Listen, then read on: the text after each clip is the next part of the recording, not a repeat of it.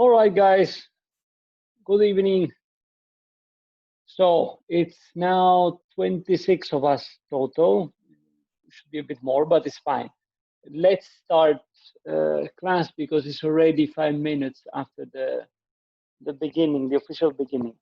So last week we were left with chapter 3, which we didn't finish reading, commenting on.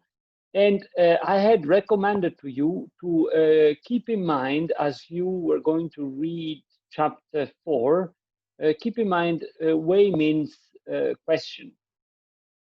Now, the question that Wei Min posed last week is going to be a key question, not only for chapter 4, but for the entire treatise. And in fact, in a way, is a key question to understand Plotinus's thought in general. Another question that was really to the point was the one proposed by Noor. Noor asked, how does the highest possible reality come into being? And very quickly, I replied by saying, through will. Now, that's another key question that you have to keep in mind as you keep going with this treatise. Sorry. Above all, when you reach the part of this treatise that has to do with the nous and later on the one. So chapter 8, 9, 10, and 11. And regarding also this question that Noor posed, that is to say, how do the highest realities make themselves and keep themselves into being, the quick answer to which is through will. Well, keeping this in mind is also another important key to get into the core of Plotinus's thought. So my recommendation is that you really reflect on these two questions, okay?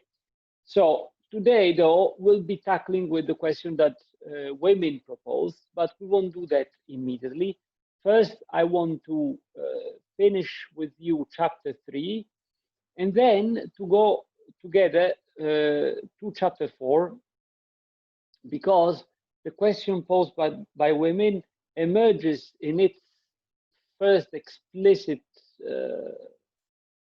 way in this treatise, at least precisely in chapter 4. Okay.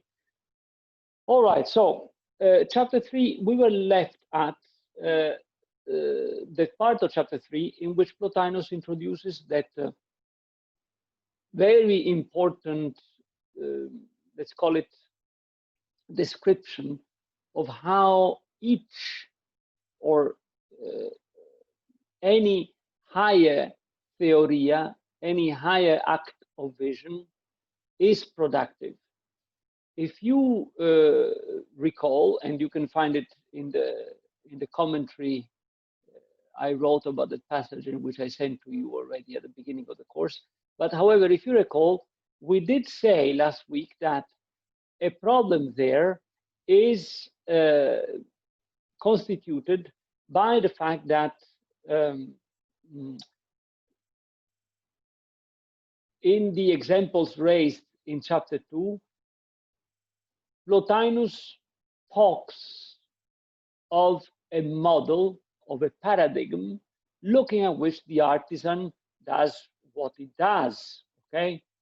However, in the example of the artisan, it is not the model itself that produces what comes after it. The model can be logically thought of as a static image, as a static paradigm. And as such, it needs the action of another agent external to it, different from it, which, by looking at the model, set then an action in motion. This is clear. I don't think it needs further explanation. What is the problem, though? The problem is that Plotinus is instead saying regarding theoria that theoria itself is at once, has to be looked at the same time as model and producer. In other words, if the power of growth is theoria, insofar as it is an ethos and logos, and any ethos and logos at the higher degrees are active theoria, well, if the power of growth then is theoria, the power of growth is itself a productive reality, which means that it cannot be looked at as a static model in need of an external agent that then the agent produces what it produces by looking at the model. However, the problem becomes, how does a model, how can we say that a model is itself a producer? And in order to clarify this important point, Plotinus comes up with what we've called the ladder of theoria, right? The ladder of acts of vision, whereby each higher act of vision, insofar as it works as act of vision, insofar as it is that act of vision, produces an object of vision, which Plotinus calls theorema. Something that is seen, something that can be grasped by another act of vision. And this theorema, this object of vision, is at the same time an act of vision itself, insofar as it can remain what it is only by embracing itself by being an act of vision. So the theorema, the object of vision, is de facto a sort of emanation, a sort of, I don't want to use the word emanation, but a sort of flowing down, let's use this word instead, a sort of flowing down of a superior act of vision. And insofar as it is a flowing down, is an object of vision. That is to say, is something already determined as something. But in order to remain that something, it has itself to be an act of vision. That is to say, a self-gathering, a self-embracing, centered around being an act of vision. We notice that this central explanation of how the ladder of theoria works, of how the ladder of acts of vision works, is expressed by Plotinus by using, in a very curious way, the verb theoreo. We notice that Plotinus says that each thing is theoria as te theorimenos, that is to say, as that embracing of itself as act of vision. I won't repeat here the long explanation that I already made of this verbal form, which is a perfect medium participle, perfect medium participle. I won't repeat myself here. By the way, you find a written down analysis of this passage with a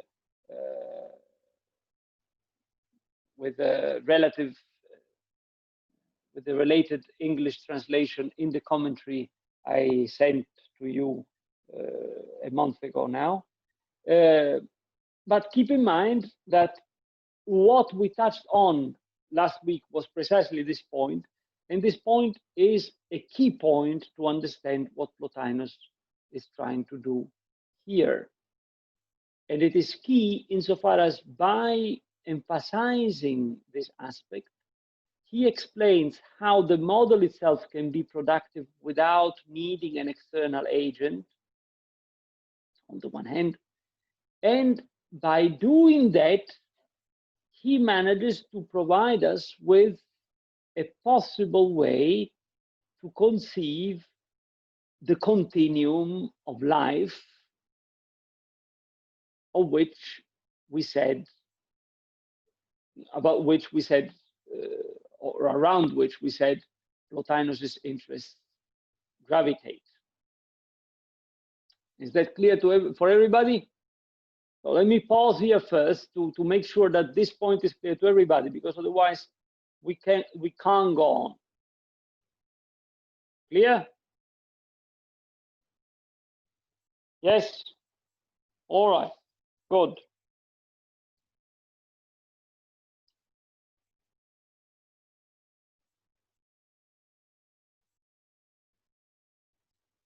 Okay. Now, if we reflect on this point, on the fact that each thing is theoria in the sense, each thing is an act of vision in the sense that it comes from a higher act of vision, and it is act of vision in the sense that it embraces itself by being an act of vision, hence by being gathered around the image of the higher act of vision out of which it is produced. Well, if we reflect on this, we can understand something crucial regarding the relation between the act of vision and praxis or activity. In the first chapter, if one reads the first chapter in a rather rushed and I'd say superficial way, one will be led to the conclusion that Plotinus is operating a sort of opposition between the act of vision, theoria on the one hand, and praxis on the other. In truth, what Plotinus is saying is that praxis is not opposite to theoria. Praxis is theoria in its weakest form. Praxis is that moment of theoria at which theoria exhausts itself.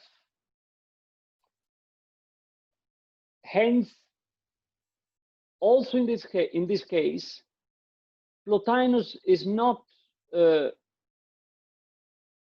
practicing, is not proposing a specific differentiation of theoria as opposed to praxis, but is rather showing how even what we are used to think of as pure external activity is nothing but another form in which the act of vision can manifest itself. Okay, this is a very important point. Namely, let me state it again in a few words. Theoria and praxis are not opposite. They are the two extremes of the same continuous spectrum. Okay? And ultimately, what is this spectrum? The spectrum of what? The spectrum of life.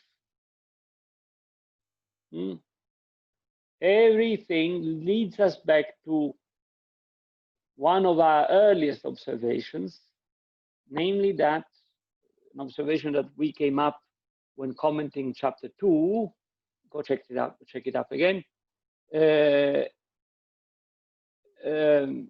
the observation that Plotinus's thought, one of the main problems of Plotinus's thought, is to understand in what the continuum of life consists.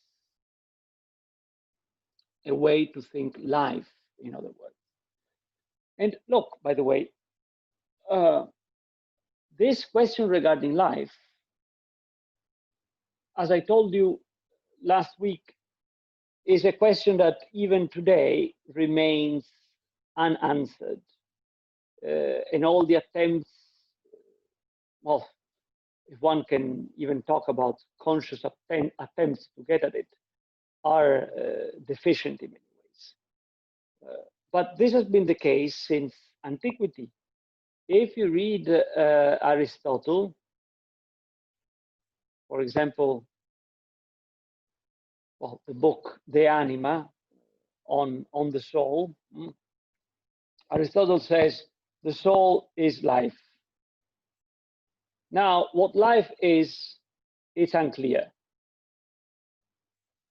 And then instead of staying on this problem saying, okay, what is life? Aristotle goes on and says, however, we can classify the different forms of life and blah, blah, blah. And he goes on and on and on. So we don't know what life precisely is, but we can classify it. We can break it up into different parts and species and subspecies. Plotinus, at least as far as I know, is one of the first thinkers who has tried in a rather explicit way to reflect on this problem. What is life?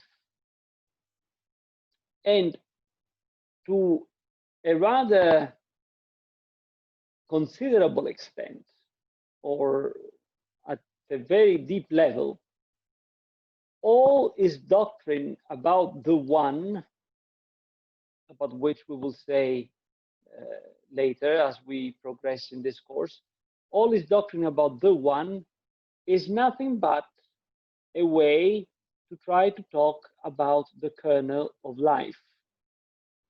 But we'll see this later. For now, I just want to stress the fact that keeping in mind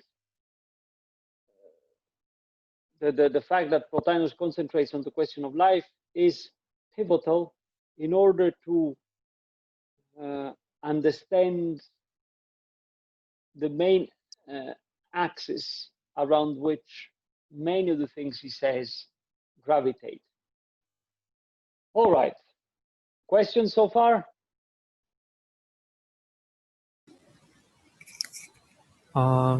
Maybe you can just clarify when just now when you say about life, when Aristotle was saying about life, Yeah.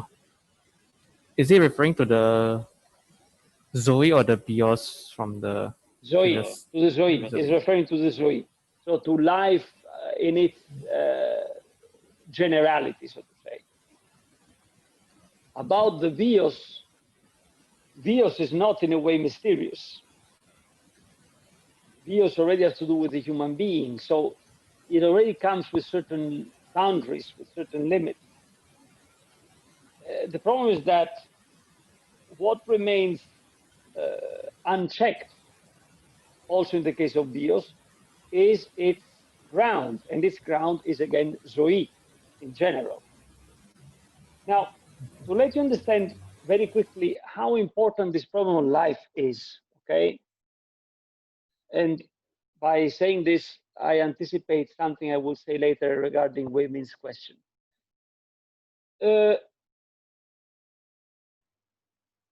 Let's look at the way in which much of the discourse around AI is centered, is built, not centered. How do we talk about AI? Well, in the common discourse, everything is built around the idea that AI will become as intelligent as a human being, in fact, even more. In all this, the word intelligence goes unchecked. When perusing, one discovers that what the people who hold this idea, namely that AI will become as intelligent, in fact, more intelligent than us, mean is that intelligence is the ability to process and calculate in a fast way a large number of data and to come up with complex case scenarios. That's what intelligence is defined as implicitly.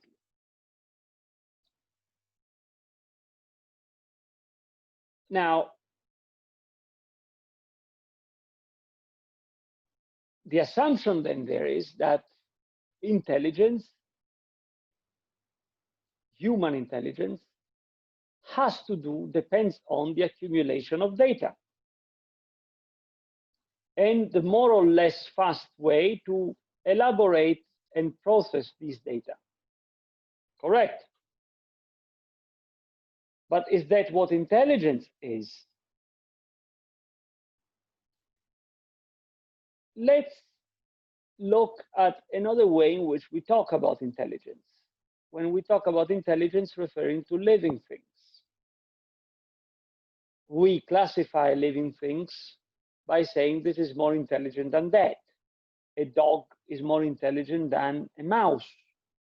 A pig is more intelligent than a goat.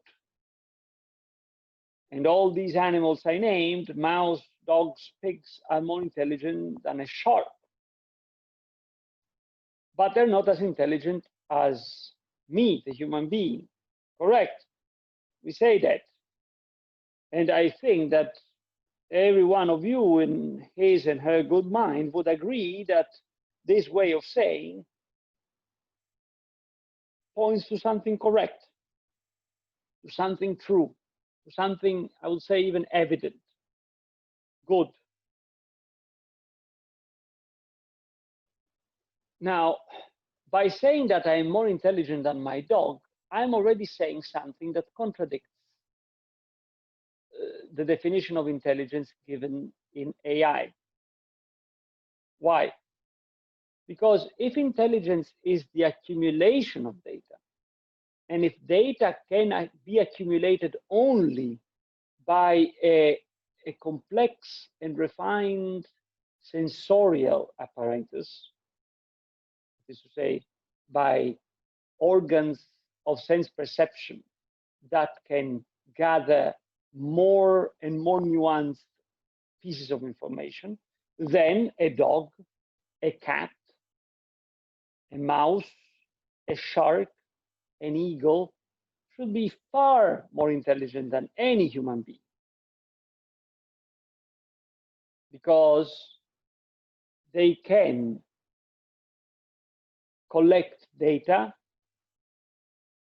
that I can't even imagine.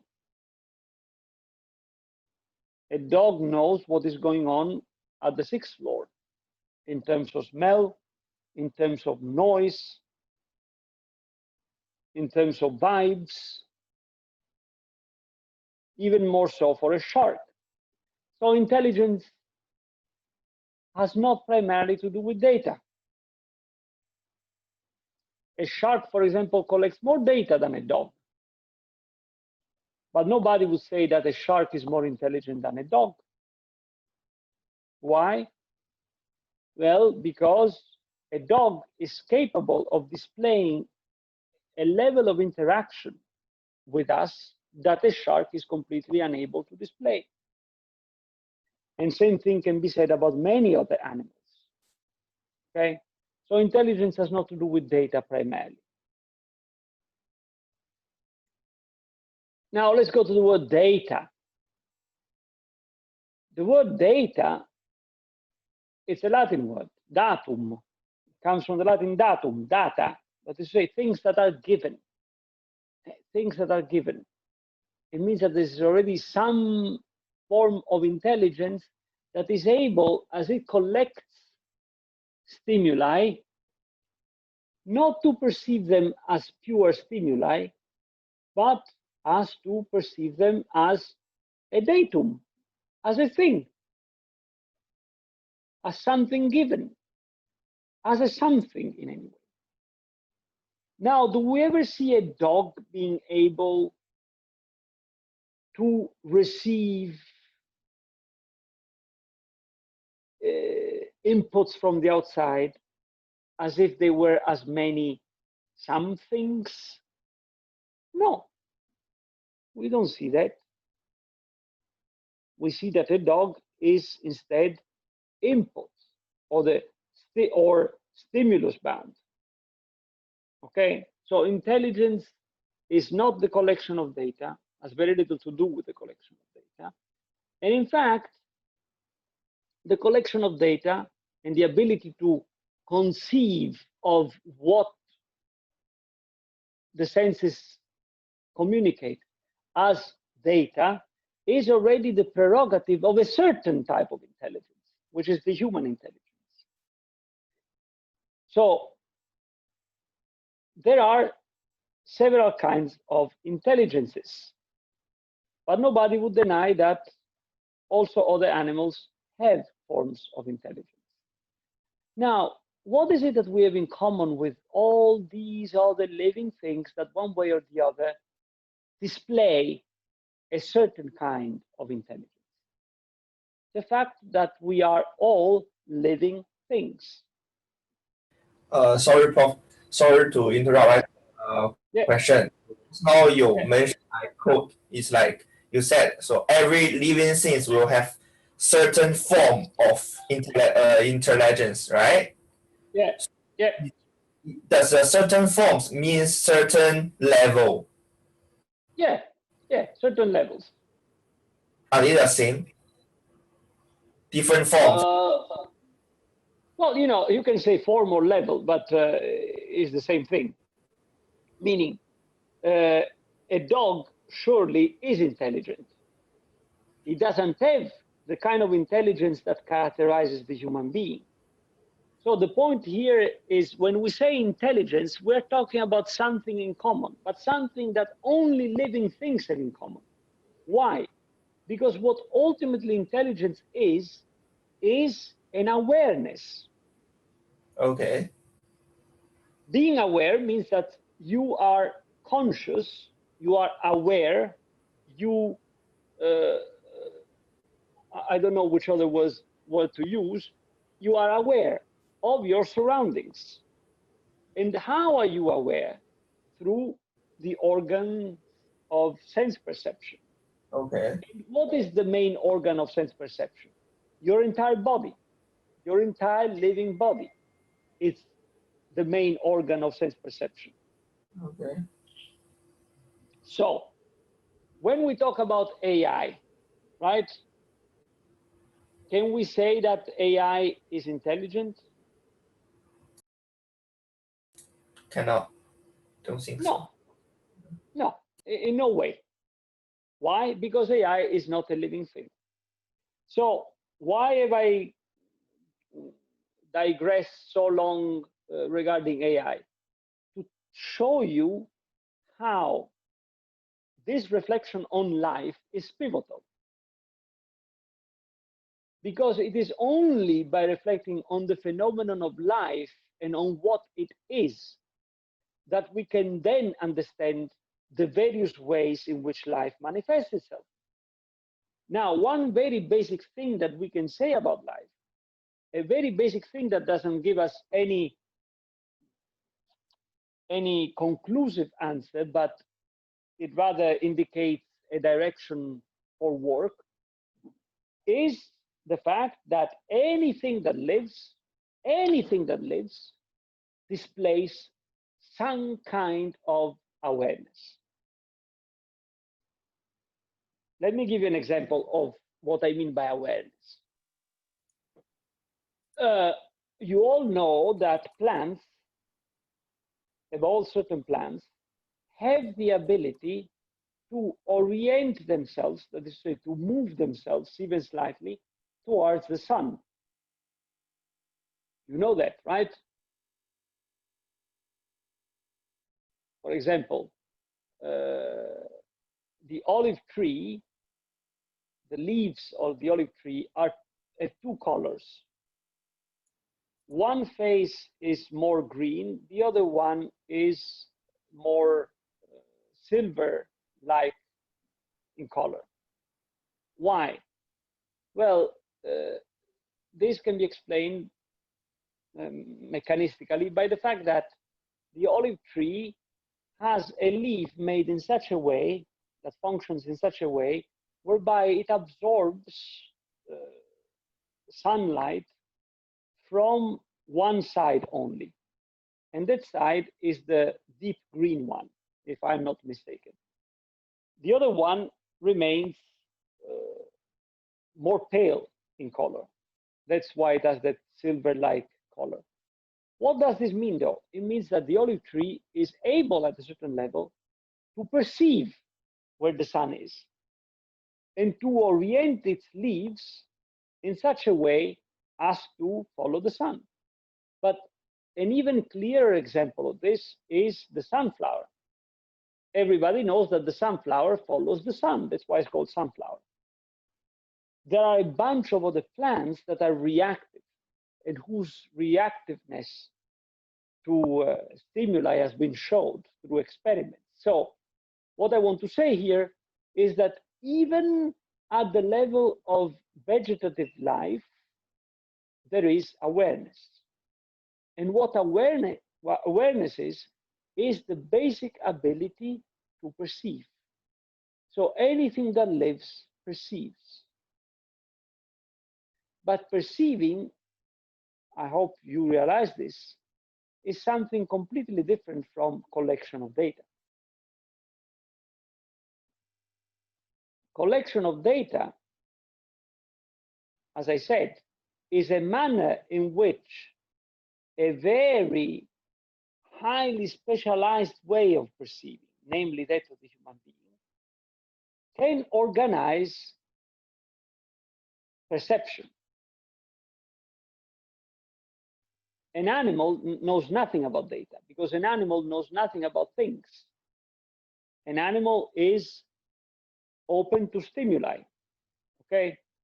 So if life is this fundamental awareness that we can see even in cells, if you poke a cell, that cell shrinks. It shows a reactiveness. It means that it has perception.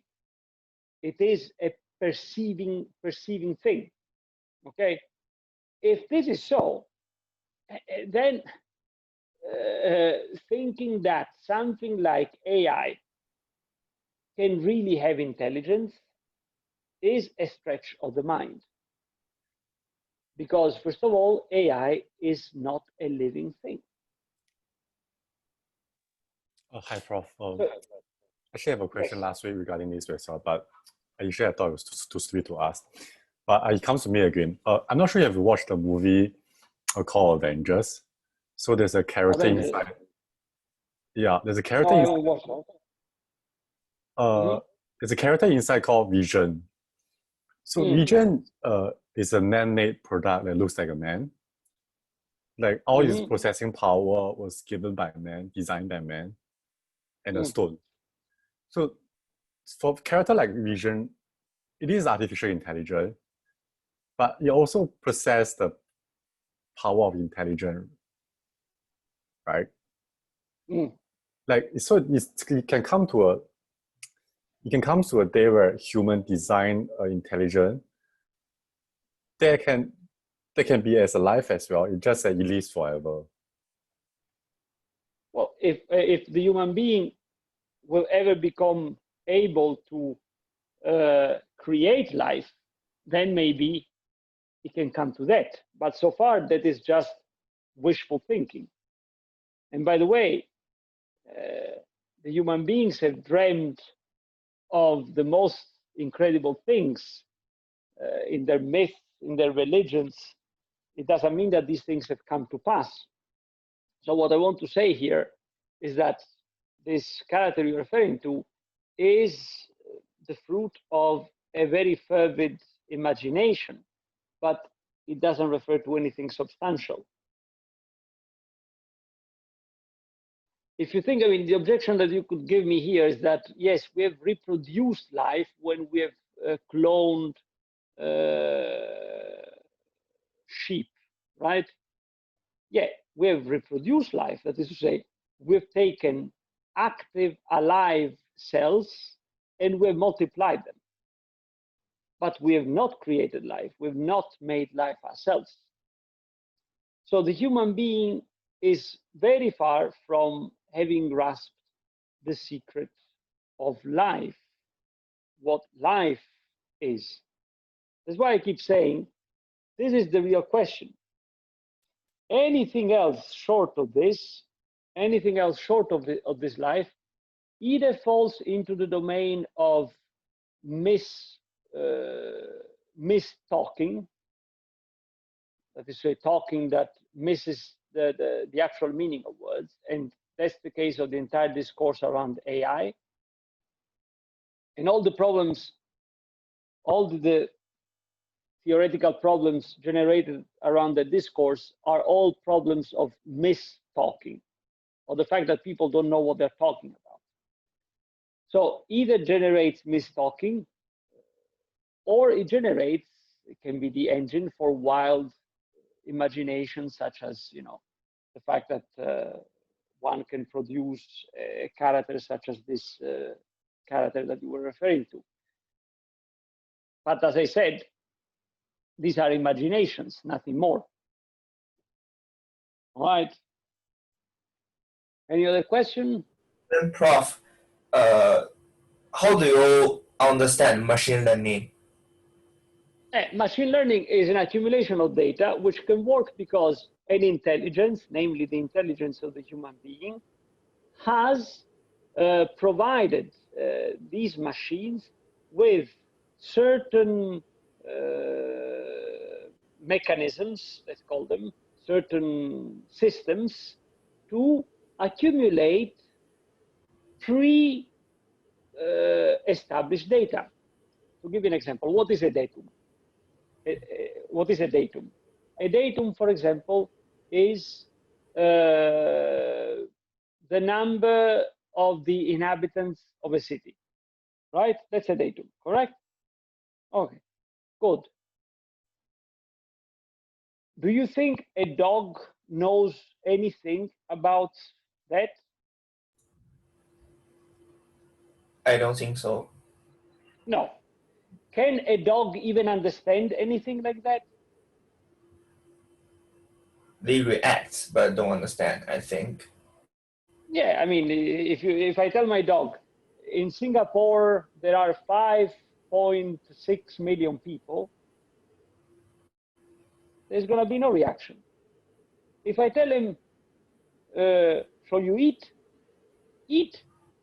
Yes, there will be a reaction because he connects this sound to a certain action, which is that of eating, right? Yeah. But even that reaction doesn't show a datum.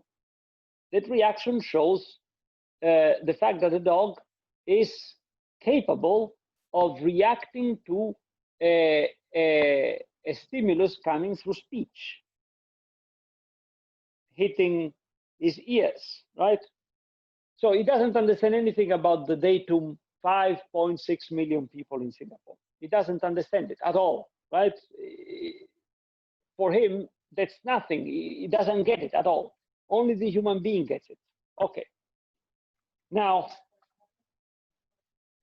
in order for AI to get that datum, how does AI get that datum? Only because the human being has input in AI certain parameters which can allow the calculative system that the machine is to connect that already prefabricated datum with other data which are also prefabricated. And what AI does is to put them in certain relations. And since AI is a system of calculations, basically, and calculations are mostly a system of connectivity between different data. Given the fact that AI is capable to do these calculations much faster than we are, AI can come up with the assessment of statistical cases much faster than we can. But this is just a system of calculation based on prefabricated data. And these data are fabricated by the human intelligence. If you switch an AI on, right? People say this AI will be able to come up with its own data. I doubt it. This AI will be able to come up with new ways of combining data that it has been fed. But this AI won't be able to get new data for the simple fact that this AI doesn't have a body that lives, and hence is not able to receive perceptions that then it elaborates into data. A datum, in other words, is not a datum, is not a given, is not an input. What we call datum is not a given, is the result of the manipulation of perceptions. Okay. Then there is another problem, which is a sort of chicken egg kind of problem. In the human being, what comes first? Perception or elaboration of perception? This is a huge philosophical problem. In other words, if we say that in the human being perception comes first, then we are saying that we first receive physical stimuli, and then through some kind of system that we have in our head, we elaborate these stimuli into data, hence into things. I doubt, though, that that's the case. I doubt that that's the case. Why do I doubt that? Well, because it seems to me that we never perceive raw material that then we work out into something. When we perceive, we always perceive something already. Example, when I hear a noise, do I bark?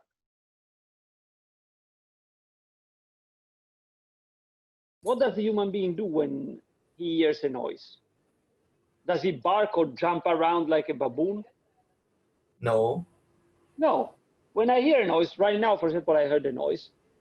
I didn't jump on the couch. I said to myself, without thinking of it too much, oh, the neighbor has dropped something. The neighbor living upstairs has dropped something. If I hear another noise coming from the outside, I say, oh, this is a Harley Davidson. Oh, this is a Mercedes. When at night I hear noises from outside coming from above, I say, oh, flights again. So they're flying again. Or I say, oh, it's a cat meowing.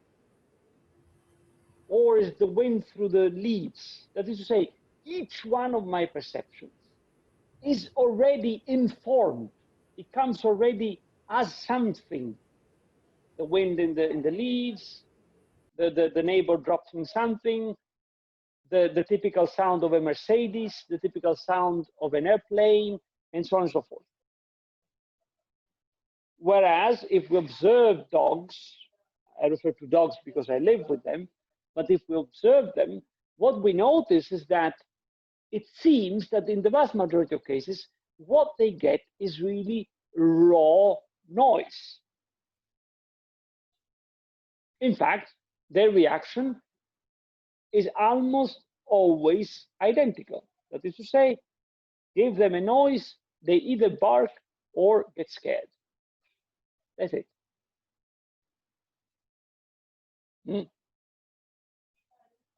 Think also, I don't know. I remember when I was little and there was the war in the former Yugoslavia, in the former Yugoslavia. The national TV was showing images of besieged Sarajevo. Now, I remember this scene. At a certain point, there were people in the street walking, and mortars explosions started being heard. What did people do? People went down on the floor immediately, as soon as they heard a boom, boom of bombs. It just so happened that in the street, there were also dogs. What did dogs do? They started running like crazy right and left. What does this simple observation tell you? Something evident in a way. That is to say, the human being hearing that noise behaves in a way that tells you the fact that the human being has recognized that noise to be something very specific, which demands a certain behavior. For the dog, instead, it was just a terrifying, blind noise, in front of which the only answer is panic. So, going back to the question I posed, the chicken egg question. In the human being, what comes first? Raw perception or the elaboration of data? I think that the human being is never in this dilemma. Whatever the human being interacts with, it apprehends it as something. Hence, in the human being, perception is never raw. Okay? And data, what we call data, is one of the ways in which we can organize this already intelligent way of perceiving. Okay? This is very, very important. Okay. Now, all this that I said about the human being, you must keep in mind, is inscribed within something, a phenomenon much larger, which is the phenomenon of life. And life, we said, is awareness at its core. Now, the human being alive, is aware, and is aware in a very particular way. Is aware through and in meaningfulness. Okay? Okay. All right. Professor, So let's go back to, yes. yeah, so I wanted to ask if, since a lot of our reactions come from reacting to things in a certain context, then if a machine is made to emulate a human in a way that it's almost indistinguishable, then in that sense, wouldn't it be reacting in context, or is just a given function that it's executing?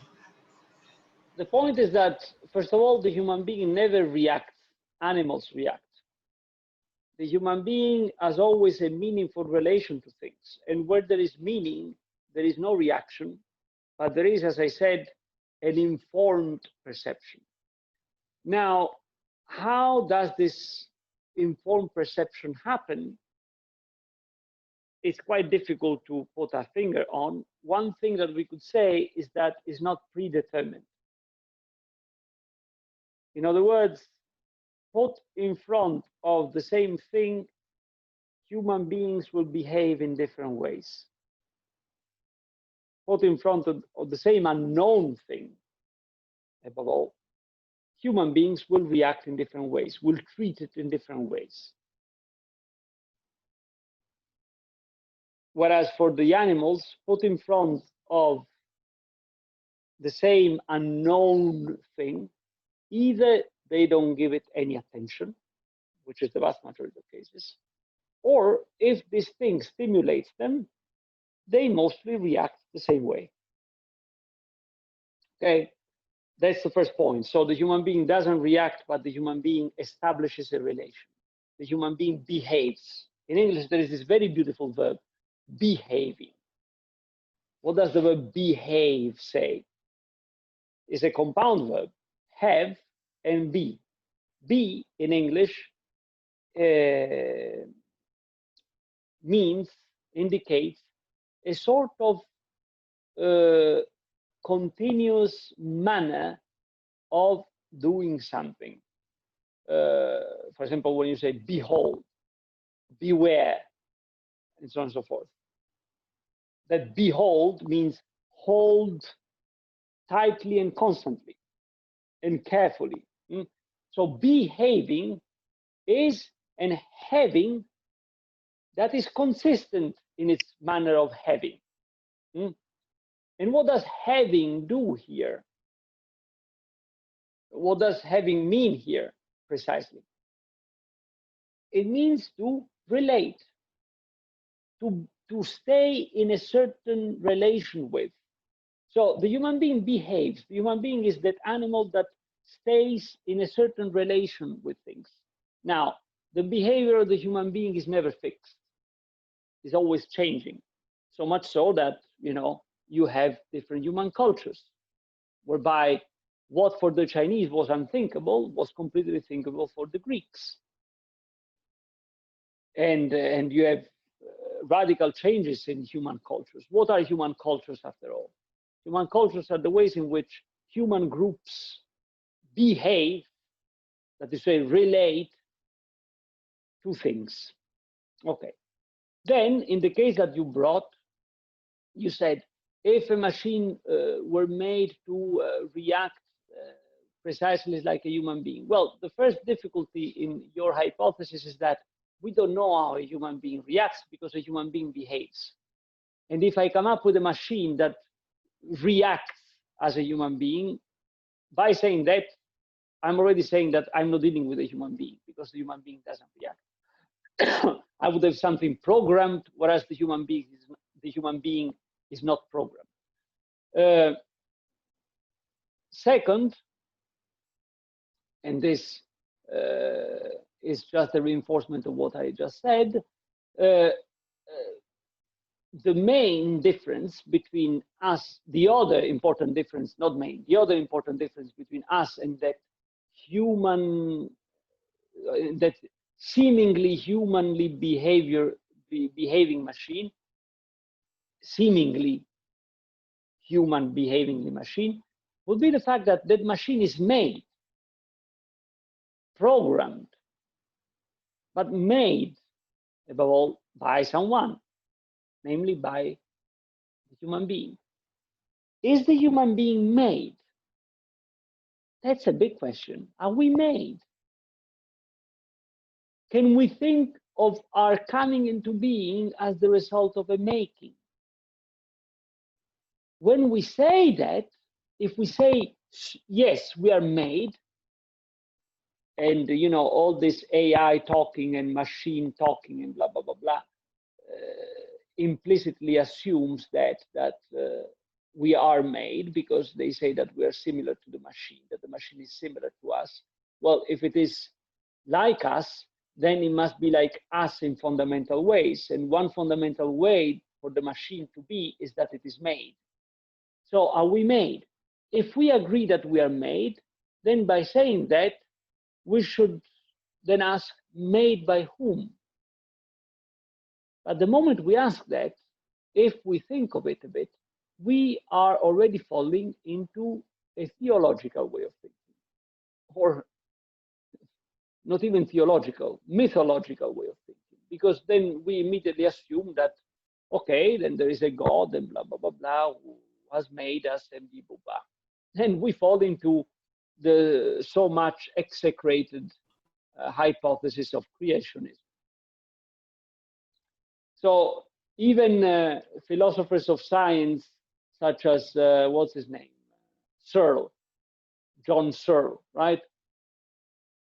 is his name John? I think yes, John Searle, who keeps insisting, him like what's his name as well, Floridi and company, who keep insisting that we are like machines.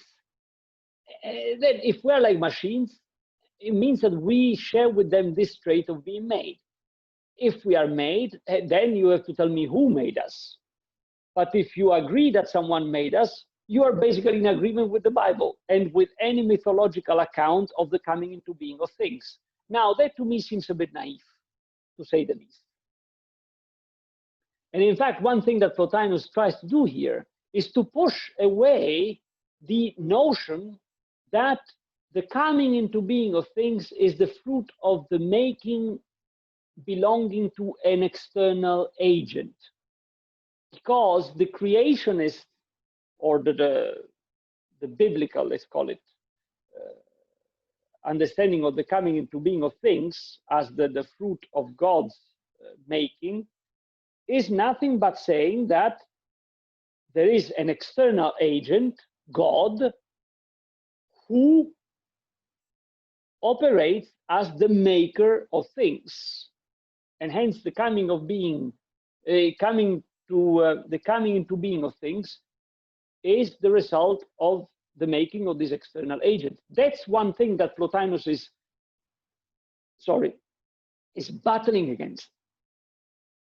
One thing that Plotinus stresses is the fact that, yes, the power of growth is a making, but is a making internal to itself, is a making that makes itself. And the coming into being of things, of anything, is always, at various degrees, at various levels, a self-making. There is no need for an external agent. That's why ultimately Plotinus discards the hypothesis of the simile or the comparison with artisanal making. Okay, so that's an important point. Now, saying something as a way of, running ahead of ourselves a bit, does this solve the problem of the question of how things come into being? That is to say, if we say that there is no external agent, have we really understood how things come into being if we keep appealing to the notion of making? I don't think so. Plotinus, though, keeps appealing to the notion of making. Of course, as I said, he defines it in ways that exclude the participation, the insertion of an external agent, but yet it is a making. And we'll see what this means in the sequel of the treatise. In any case, I hope that this clarifies your question, Yun-Chung. Yes, it's actually quite clear now because you established the difference between the machine, which actually does not possess the same kind of awareness and perception that we do, but instead it's just pure functionality. Yeah, it's just pure functionality, exactly. Yeah, and moving on from there, I think some people are still confused regarding the reacting. So when you mean by reacting is just it's the same as what you mean by instinct, correct? No, not precisely. The human being can react, but the human being has no instinct. What do I mean by that? Instinct is a Latin word. Instinctus means something that from the inside pushes you to do something. So, for example, let's make an example in which one could say that no, the human being has instinct. the thrust to have sex. Okay, that's a thrust that all living things have. That's the way in which living things, I mean, not all of them, but most of them multiply, procreate, right? Well, by the way, let me open a parenthesis about this. I mean, it's a bit out of our theme, but I must say this. If you reflect on the fact that every living thing has the thrust to procreate, and that's a condition instilled in life itself. Now imagine how contrary to life modern society is by reflecting on the fact that in so-called developed societies such as Singapore, Japan, Europe, North America, and Australia, and so on and so forth, in developed societies, the rate of birth is, in certain cases, below zero. And say, in these societies, in these developed societies, one of the most basic thrusts of human life and of life in general, that is to say, reproduction and hence sex, is ground to a halt. That's very interesting. It seems to imply that what we call developed society is something ultimately against life. But let me close the parenthesis here. So I was saying the human being has no instinct. Let's talk about an instinct, and one that supposedly is an instinct that the human being has: sex, having sex. Now, I hope you all agree that a dog too has the instinct to have sex, right? To mate. Yes. Okay. Now, what is it that we observe? We observe that when a female dog, or to use the proper word in English, a bitch, is in heat and a male dog is around, there is no way to contain the male dog. Unless you close the male dog down somewhere, if you let them do what, let's say, nature compels them to do, you can be certain that, I don't remember now, 3 months, I think, pregnancy of a dog lasts. 3 months down the road, you're going to have puppies. Okay? If the male dog is fertile and the female dog is actually in heat, 3 months down the road, you're going to have puppies. As sure as death. Now, let's go to the human being. The human being, we said, has the stimulus to have sex. I hope you all do. And if you don't, you should go to a doctor, right? Above all at your age. So, everybody has the stimulus to have sex. Now, males precipiously, above all, males. What happens though?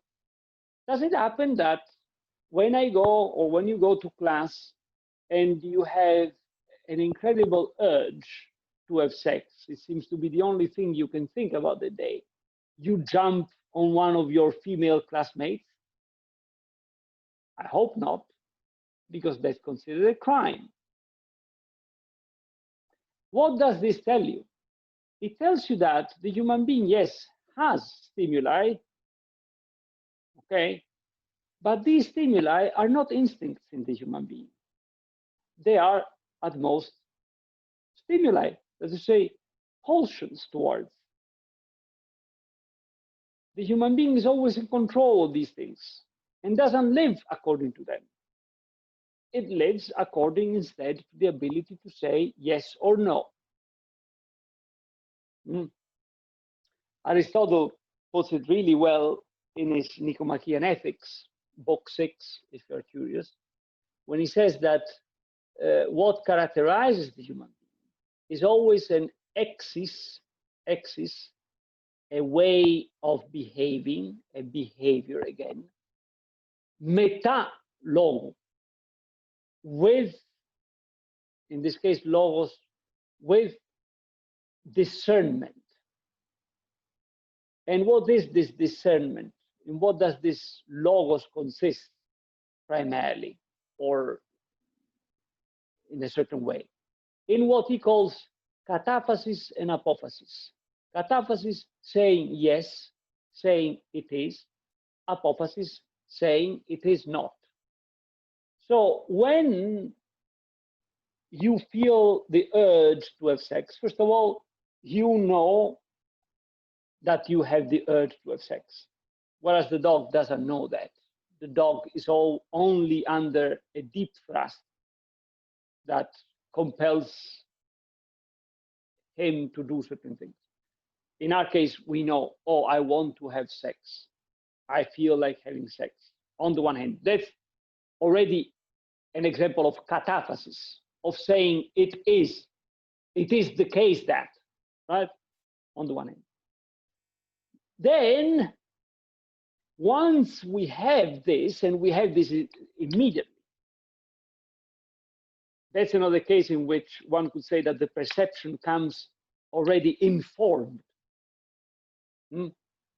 Once we have this, and we are fully aware of this, and we're fully aware of this in a conscious way, in a linguistic, that is to say, way, there is yet another degree whereby we give a sense or dissent.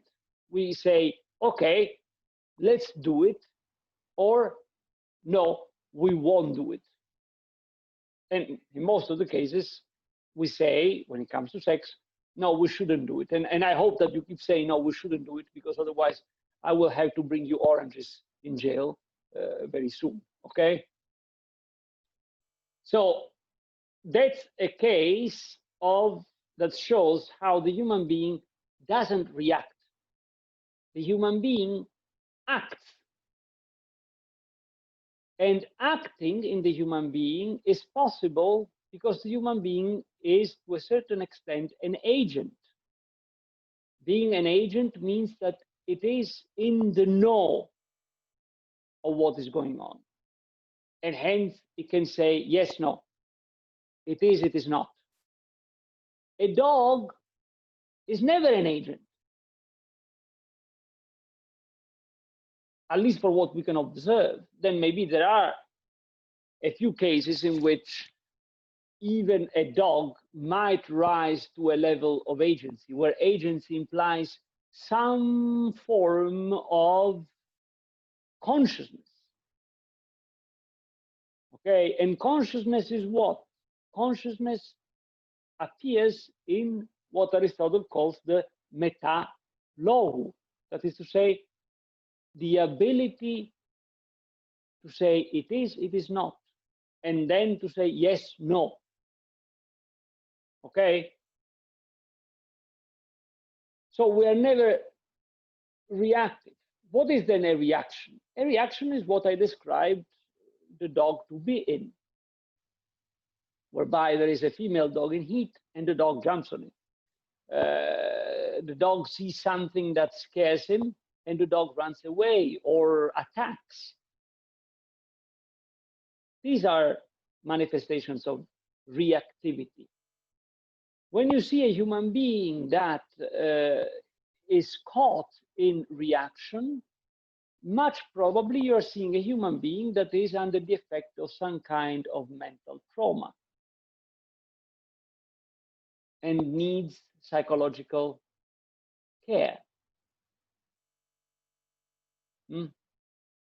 Cases like that are found above all in post-war traumatic syndromes, such as have been observed after the First War, after the Second War, with the American veterans coming out of Vietnam or Afghanistan, or the Soviet veterans coming out of the various wars in Central Asia. Is that clear? In other words, when a human being is in a way reduced to the level of just reacting, there you have a problem. The human being is not functioning as a human being. So in great pain, it is just a compulsion to scream out in anguish rather than reacting? Well, yeah, it is. When is it that you scream out in anguish, in great pain? When you really lose control of yourself. For example, it happens to me very often that when I run a high fever, I keep talking and lamenting for hours. I don't know that, I've been told, because of course I'm not fully conscious of what is happening, right? Is that really me? No, that's not really me. And it is so true that it's not really me that I'm not even conscious of it. I can't remember it. I need people to tell me, oh, when you run a high fever, you do that. But it's not me doing that. Okay? So when in a huge pain, I scream all of a sudden, in that fraction of a moment, is not really me. Is my, let's call it pure life, that reacts. And it reacts like a dog would react, like an elephant would react, and so on and so forth. But the moment I become conscious again of myself, what is it that I do? I try to contain my screaming. I remember, again, an experience I had when I was a child.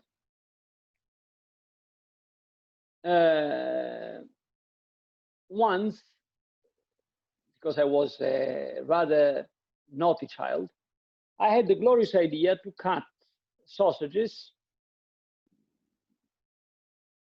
You know, in southern Italy, we have sausages that are very similar to the Chinese ones. So they're sort of toughish. You need to go like this in order to cut them. With a cleaver, I think it's called in English, those huge knives, the squarish ones. Okay. So the idiot I was, I went like boom, boom, boom, until I hit my thumb. Okay. And of course, I screamed like a pig. They brought me to the doctor. I was crying, and I was already 5. My father then told me, stop screaming like a sissy, be a man. And I realized that, oh, this is shameful what I'm doing. So even as the doctor was, you know, taking care of the wound, which was rather deep, I saved my thumb really by miracle. I was trying as much as I could not to make a sound. Have you ever seen a dog doing that? No. The only way to treat a dog is by sedating him. Otherwise, he will keep complaining and complaining and complaining until the pain lasts. So given the pain, there is an immediate reaction that materializes in the form of whining. In the human being, given the pain, there could be no reaction because the human being is ashamed of showing reaction. And hence, what you see is a behavior whereby the human being stays in a certain way in front of the pain. Okay? All right. Let's see the other questions. So if animals react rather than behave, and humans behave, they respond differently in different circumstances. They have attributes of a personality. Animals have personality too. No, animals have no personality because animals cannot behave. A personality is a certain way of behaving. Personality comes from person, and person comes from persona. What is persona? Persona is the theatrical mask. It's something that you wear. That's why in English you have the expression TV persona. It's something you impersonate, literally. And how do you impersonate it? Through a certain behavior. If you behave as a coward, you are a coward. That is to say, you act as a coward. Your person becomes that of a coward. Okay? Now, animals don't behave, so they have no personality. They have at most what we can call character. Character is different from personality. Character is something that is inscribed in the way in which we are. So, for example, you can observe in animals, in different dogs, different characters. One dog can be more aggressive, one can be more timid, one can be more playful. Similarly, like in human beings, you can find that each human being has his or her own character. For example, a girl could be more talkative, another one can be more introverted, another one can be more shy, another one can be more outgoing and secure of itself, and blah blah blah blah. Character is a word that comes from Greek, charakter, and charakter is what is stamped on. That's why the letters are also called characters. Have you ever wondered why the letters are also called characters?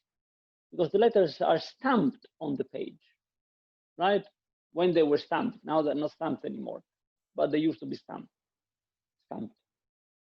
So animals do have characters, and characters is something innate, but they don't have personalities because they cannot behave.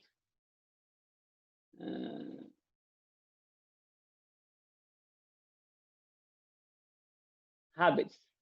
Well, it depends on what you call habit. If by habit you refer just to sticking to certain ways of doing certain things, then yes, they do have habits. If by habits instead you understand behaviors, then no, animals don't have behaviors. In no meaning of the word do they have behaviors, unless you use behavior in the very sloppy way in which it is commonly used, that is to say, meaning reaction, but that's not that. Okay, so unfortunately we didn't go into chapter 4. Now we'll go there next Thursday. In the meanwhile, possibly and hopefully I'll be able to send you the translation of chapter 5 and 6 if I manage to do it tomorrow. The problem is that I'm translating while also writing the rest of the commentary, so it's a bit complicated. About the exam, yes, good question. Good thing that you reminded me, Gerald, because I wanted to talk about this, but I was forgetting. The exam, as you know, is going to be an oral exam, and we could have it the week after the recess, if that's okay for you, with you. So I was thinking to schedule either Wednesday afternoon or Friday afternoon. Now, you decide among yourselves which one is better for you, whether Wednesday or Friday, and you let me know, and we'll organize accordingly. Another thing I want to tell you, William has sent me a very nice sketch of what we've been saying so far during the lectures and of the questions and answers. If William wants, I think it would be good if you all could take a look at it to have an idea of what you're supposed to do during our meetings. So if William is okay with that, I would share it with others. I took a look at it because I managed to download it on my cell phone, and then I'm gonna take a look also at the other one that you sent me on my email so that I can maybe write some notations or stuff. So if you're okay with it, I would share it with others so that they have an idea, everybody has an idea of what you're supposed to do. Now, the important thing, guys, is that you must keep in mind the fact that during these meetings of ours, it seems that we talk about many different things. But that's just a superficial impression.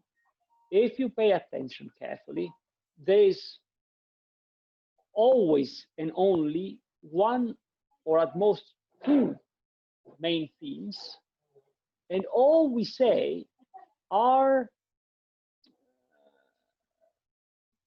corollaries or topics that gravitate around these central themes. In the notes that William sent me, you can see that in the first notes he took, he was still rather lost. Well, not lost, but he was fatiguing to put together what the main thing was, right? So you have a list of topics which are not completely detached from each other, but you can see that the person who wrote down those notes was trying to look for the unitary points. As he progressed, both for the past 2-3 weeks, it has become clear that he's gaining more and more the ability to stay focused on the central topic and to understand that whatever else is said connects to the central topic by way of expanding on it. Okay, so why am I telling you this? Because that's what you have to aim at, and that's why I want you to take a look at these notes. Okay, I realize that this is an ability that, coming from Europe, I used to take for granted, because that's one of the main kernels of education in Europe. That is to say, what we are brought up to do is to understand complex arguments and to be able to sum them up. And summing them up means that we must be able to give what's the core of it. And then we must show that we are able to also unfold the various consequences, both as unfolded by the author and possibly adding up other considerations of our own. Here instead, not only in Singapore, but in Asia in general, I've noticed that education is instead centered on mostly the accumulation and the learning by heart of data. And hence, many of you, or all of you, have difficulties in following a complex argument and understanding what the kernel of it is. And hence, many times what I've noticed is that you end up collecting a series of data, but what you're losing is what all these data refer to. And hence the impression you have of getting lost, right? So learning to do what William has showed himself to be learning is one of the key things that you're going to get out of this course. Okay, in a way, even more important than remembering what Plotinus precisely says or what Aristotle says or what whoever says, right? The most important point is to get this ability to